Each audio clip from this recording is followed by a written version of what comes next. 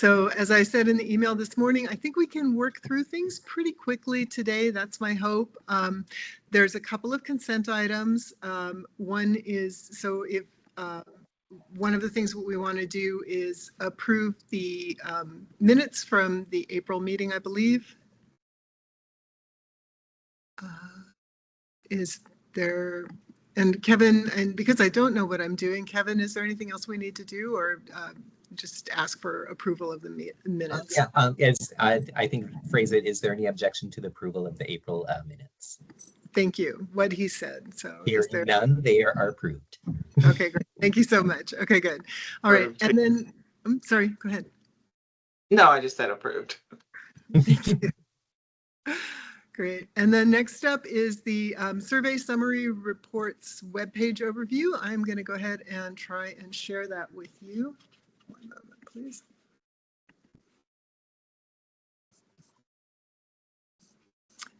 So really excited that we finally have the survey summary report page up. Let me go back to share. I think I have to share everything. Okay, yeah, I have to share everything. So I'm just going to go ahead and flip over to that. Okay, is everyone seeing the page, the HEC page that says Oregon Campus Sexual Misconduct Survey Summary Reports? Not showing that you're sharing a screen. I put the link in the chat. Okay, thank you. Let me try again.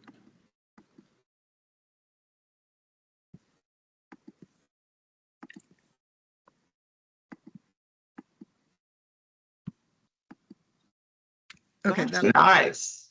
Okay, that's better. Okay, great. Okay, so I think I'm sharing it now. Is that correct? You're seeing Oregon Campus Sexual? Okay, great. So yeah, so it starts off and just gives a little bit of background information on what the survey is, because we don't really explain that anywhere else on the website. And then we tried to make sure that folks understood that there are limitations to the survey, and I tried to do this in plain language without running this through the language committee, which hopefully I'll get to do this summer. But I just wanted to make sure that folks knew that they shouldn't be comparing the results between institutions of higher education. And there's a few other things. So there's some questions and answers. I'm not going to go through all of that. But then when we do get the reports, we will be posting them there. And you can see we've gotten one from National University of Naturopathic Medicine and from Reed College. And the reports themselves are, these are not Reed went ahead and put an executive summary in with a little bit of detail. This is not the way most of the reports will look. This was done before we had the final formatting, but they will all be tables that will have the people who responded to the question, so that's the big N, and then the people who chose that particular response, the small n. In this case, for women or girl, it's 95, and then the percentage, 44, and of course with the changes. So I've gone through and as best as I could made sure that the reports meet our standards. If anyone goes through the reports and sees that there's any information that might identify an individual student, and if you could let me know right away, that would be great. So just wanted to let you all see that and know that that's up there. I have not gotten any other information from schools that they've run the survey and are planning on getting a report to me. We're still tinkering around with the report format. There's a couple of things we needed to update, and I hope to have that out next week. So by the end of May is what we said, and it looks like we will have it by the end of May. Hi, Ian. I see your hand. Hi. Yeah, I'm just looking at the NUNM report, and I'm wondering, do we know when NUNM ran the study? Because I'm a student there, and I did not get it. Yes, it should be. So I may check in with our Title IX coordinator and ask. Yeah, it should actually, let me check. It should be in the report at the beginning.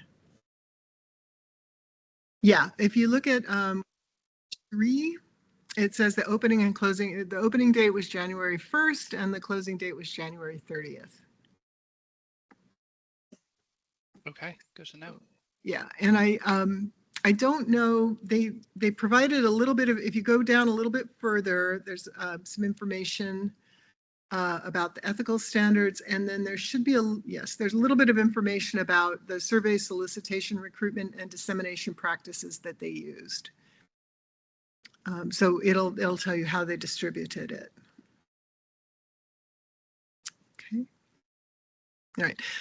Yeah, and they had a pretty low, I think a 5% response rate.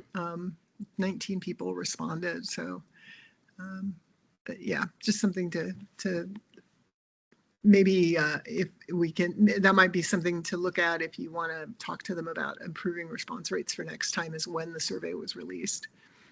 Okay. All right. So the next thing on the agenda is the approval of the changes that we made to OHSU's, I'm sorry, not, is it OHSU? Yes, OHSU's survey. We did those, we started those at the last meeting and then we finished them up in the writing subcommittee. Would anyone like to review those, or do people feel comfortable just approving those changes as submitted? Okay, and any discussion? Okay, if there's no objections, then those changes are approved. Okay. Right. And then the next thing is related to that. It is wonderful to see all of you here. It's awesome. And I love the discussions that we have on the changes to the surveys. But we are wondering if, because of quorum issues and the frequency with which we might have to meet, if it might, oh, I'm so sorry. Thank you. If it might make more sense for us to, for the council to assign the responsibility for reviewing changes and making suggestions to the writing subcommittee, which is more flexible and can meet more often. And the writing subcommittee also has the implementation subcommittee into it now, right? Didn't we move them over? I think we did, yeah. Okay. Yeah, we did it. Yeah. I was just thinking, because that gives us more people in that group, right? So, yeah. Yeah, And anyone, at this point where we've been considering pretty much everybody Yeah. is in the writing committee. So you know, At this anybody point, is, yeah. right. You know. Okay. yeah. Yeah, you don't have to show up for the meetings, but it's if people are available when we schedule the meetings, you know, we'll try to, of course, schedule a meeting that most people can attend. And if you're available and you want to attend, that's absolutely great. It doesn't matter if you're technically formally assigned to the committee or not. And this came about because we looked at the statutes more closely, and you know, it appears that, you know, we could have the full committee just bequeath to the writing committee the approval, the ability to approve changes, and then the writing committee itself does not need to have a quorum, so we wouldn't have to worry about quorum each time. Also, it'd be one of the advantages.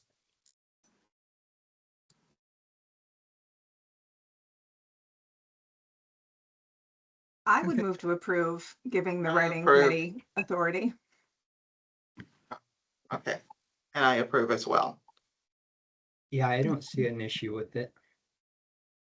Okay, I saw Jenna's thumbs up. Yep. Me too. Okay, great. Okay, thanks, Caroline. Thanks, Jennifer. Any other discussions or objections? So we've, all right, we'll go ahead and it's approved then. Awesome. Okay. And then the last thing, and I'm sorry, I'm going to share screen again, but I will try to do it better this time. It was just all the little boxes when you quit sharing. There were multiple people, and Yes. Yeah. right, you were talking in 2 squares, and it was just a lot for me. Yeah, totally get that. Okay, so, sorry, and yeah, I can't figure out how to share. Okay, so now I'm just sharing. What you should be seeing is a calendar that, and this is just a real draft, but it's the work, kind of the work schedule for 2026 and 2027. So we've got the full council meetings; those need to happen at least quarterly. We've got the writing subcommittees, which meet as needed right now, and then to review the change requests. And then we do need to start revising the survey for 27-29. And I was thinking, we're coming up on summer. That if we started that up in August, that would give us a year, and that feels like enough time. I think that as we get more reports back from the schools with the survey summaries, we're going to have, and also we'll have more information. And also one of the last questions has a link to a form that I receive where I've been getting feedback, anonymous feedback from students who have comments about the survey. And we've gotten some really helpful comments on the survey. So I'm excited to share those with you. So the idea is we would start that in August and run that. And then moving into 2027, sorry, the way this is set up, that would be the top line is still full council meeting quarterly, the writing committee reviewing changes if needed, and then the writing committee working on the 27-29 survey with a draft due to the language and implementation committees in February, which we will have to reconstitute, get feedback there, and then have the revisions finalized in April. And the bottom two rows here are for the language subcommittee and the implementation subcommittee. So the language committee would review in February, and in March, then send the survey edits back. Using the draft, the implementation committee will look at revisions that need to be made to the draft, to the implementation guide, and then finalize that. The reason this has to be done by April is because this all then needs to go through it needs to get in front of the full commission so that they can take a look at it, and then we would release it. The council can approve it in May, and then we can release the survey in August. Okay, so I'm going to stop sharing. You all should have, I know Kevin's been sharing those documents, so you can take a look at it. Are there any changes that folks like that? Again, this is just a kind of a draft to give you a heads up of a sort of planning. Is there anything that I'm missing, or anything you think this timeline looks wonky? Because of course we can adjust this as we go along.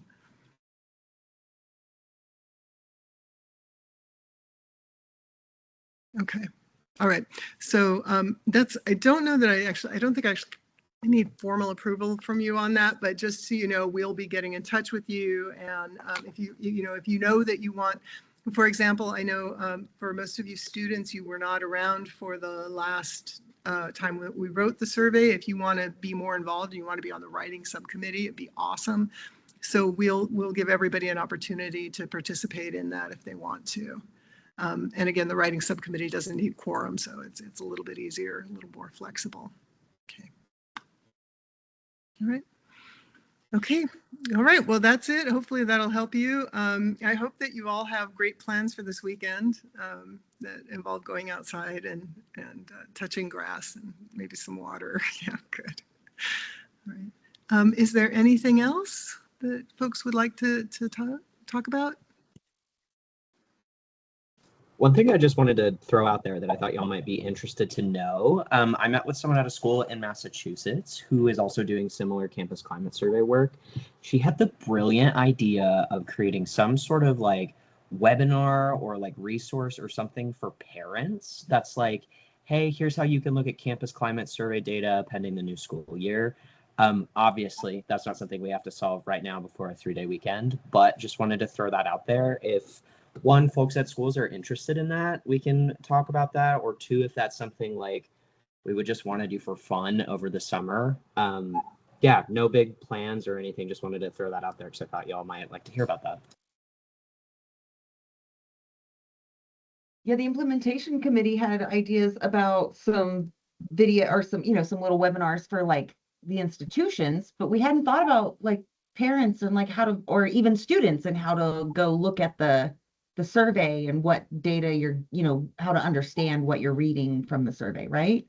Like that would be really helpful. Yeah, good idea, Andrew. Well, Andrew's friend in Massachusetts. Thanks for sharing, Andrew. That might be something that, like at the New Wings event at OIT, could be incorporated into that, because we have all the parents there at the time too. Yeah, no, that is a good, that's New Wings is our freshman orientation, right? So like as our students come in, they get right acquainted with all of our resources and things. That might be a really useful time to do that. Good job, Sarah. Mhm. I'm good for something. It would also be really, if you could record that and then have that become part of the messaging package when you start to promote the survey on your campus. I think that might be really helpful too. I think so too. I might email the two of you, Sarah and Jennifer. Maybe we can talk some more and see what we could create that might be evergreen for some of our other campus friends that aren't here today. Anyways, not to tack on a whole other discussion as we're about to adjourn. Sorry to be that guy and do that, but that's all. Thank you. Oh, no, I think that's absolutely great. I think we should definitely note that for future discussion too. But yeah, if you all could connect, that would be great. If there's anyone else who would be interested in that, maybe you could get in touch with Andrew and do that, because that's not specifically council work. That's more campus specific work. So I think, yeah. Thanks. Okay. All right. Well, if there's nothing else, can we have a motion to adjourn? Motion to adjourn. Beat me to it. All right. And then, so there's a motion and I assume that. And the I'll other- second. I'll second. Got it. Thanks all. I'm Perfect. still learning. I'm still learning. Got it. Great. All right. Yay. Okay. We got you out of here in record time. I'm so happy. Thank you so much for being here and take care of yourselves. Thank you, Rowan. All Have a right. good Thanks, y'all. Take care. Have a See you nice soon. weekend, everyone. Bye. Thanks, everyone. Bye.